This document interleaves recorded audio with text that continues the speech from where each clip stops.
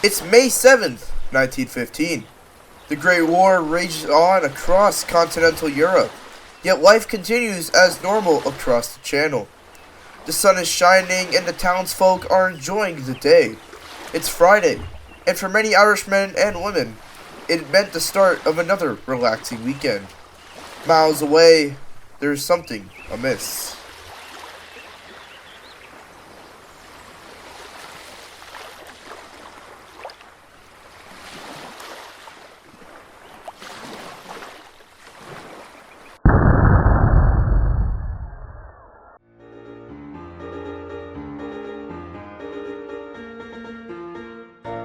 Shipbuilding had reached a new peak.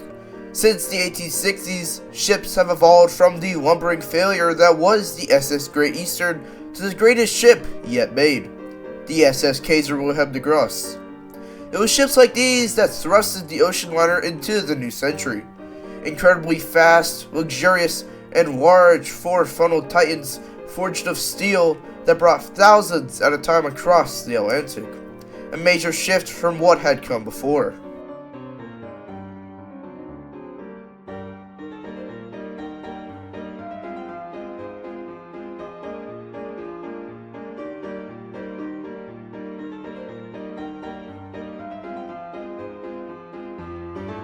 Cunard Line, for centuries, had been a world leader in the industry.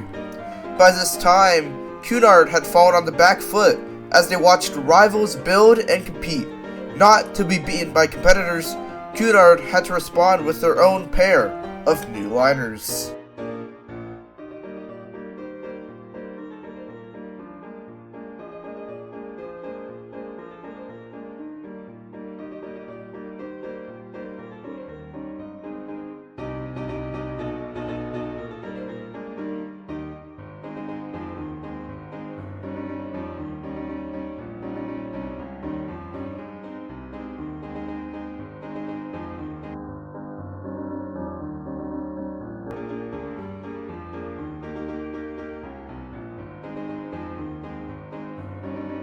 The rather ambitious plan called for two large liners capable of reaching breakneck speeds, at least for ocean liners.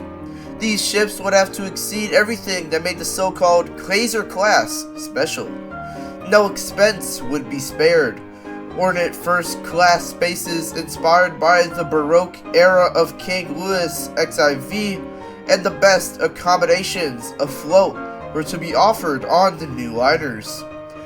Luxury was a top priority, but speed took precedence. For a decade, British shipbuilding had to wallow and watch as Germany built faster and faster ships. Britain had to respond, and Cunard was up to the challenge. Keeping with a decades-old tradition, the new liner would be named in the signature Cunard style, trying to capture public attention and create a sense of grandeur. The new ship would be called Lusitania.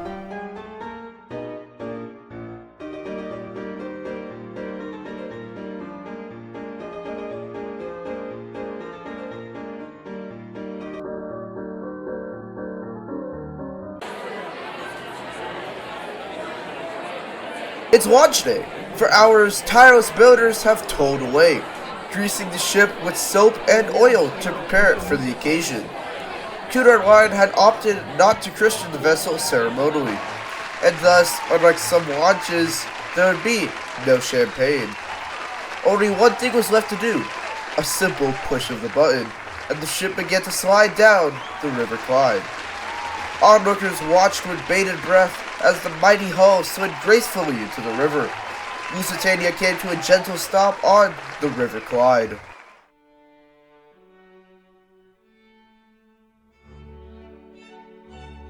For the first time in a long time, Britain now had the largest ship in the world. Only time could tell whether or not Lusitania would be faster.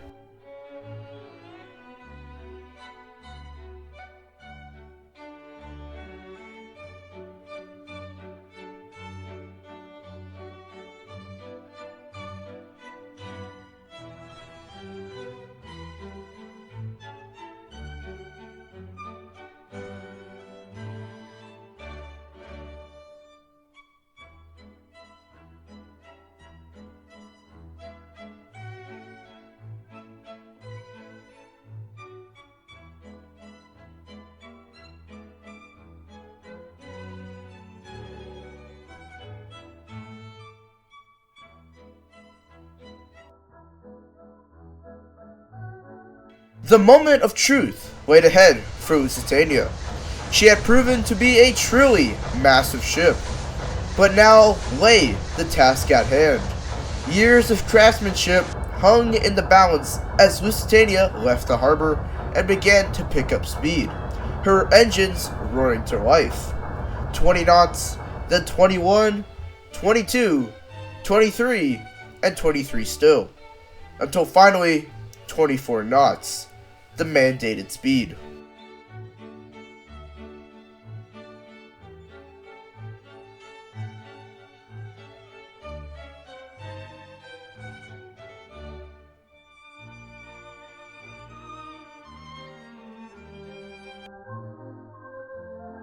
The high speeds revealed an oversighted mistake. The steam turbines powering her had created vibrations on the upper decks. Lusitania would have to be taken back to John Brown to be reinforced.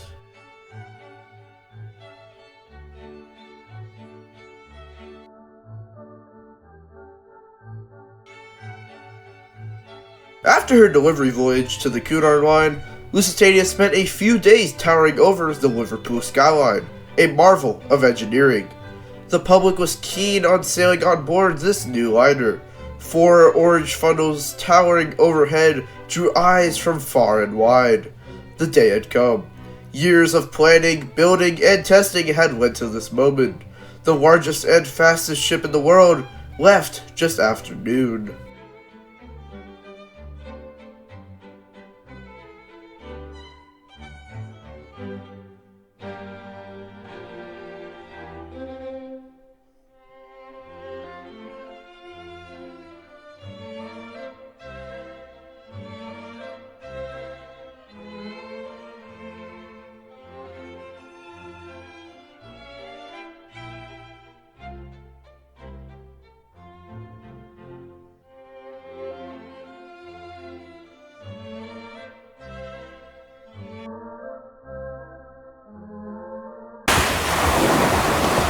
For days, Lusitania had been battling an abnormally angry ocean from the moment she left Liverpool. It seemed as if Poseidon was taunting and stalking her.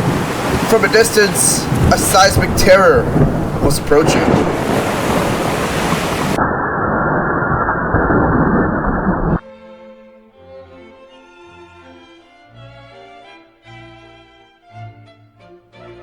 It had been 5 years since her encounter with the rogue wave. During that time, Lusitania continued to work diligently for Cunard alongside her faster fleetmate, Mauretania. The world had changed. Gone were the days of security at sea, and so too were the days of peace. Europe was plunged into the depths of hell as war raged from Moscow to Paris.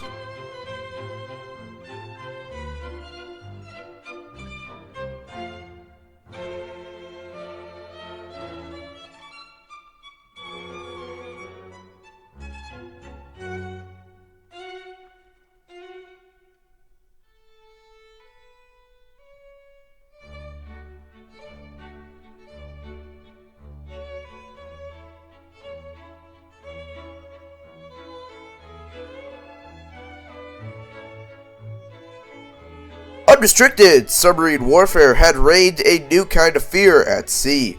They stalked unsuspecting prey full of essential goods and mercilessly sank them. For decades, a ship in the middle of the Atlantic was the farthest anyone could get during the war. Now anyone, anywhere, could be in danger. But those ships were small and puny. How on earth could any U-boat sink the Lusitania?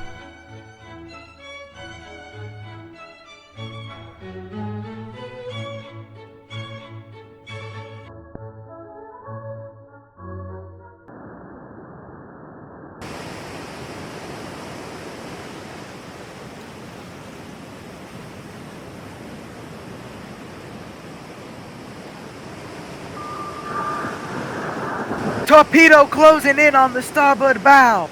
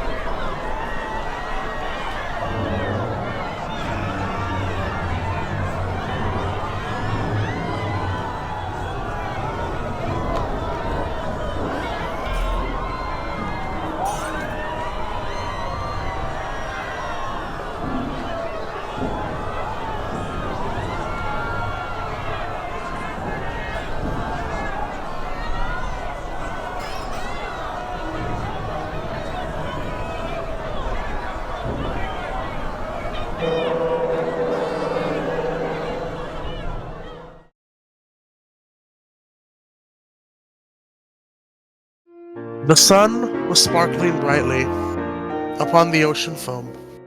The Lusitania, speeding fast, was very nearly home. Then came the blow, so sudden, that pierced the vessel's heart.